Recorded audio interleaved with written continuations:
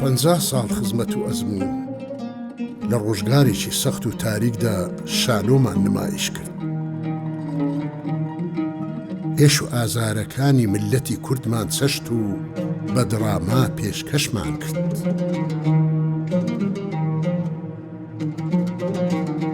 ڕابردوومان ئەمڕۆیان دروست کرد.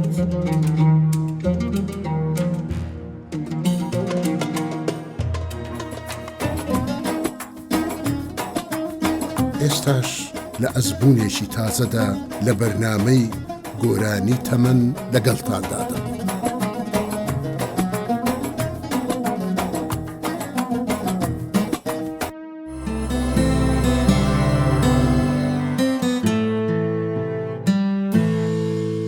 گۆرانی تەمەن بەم زوانە.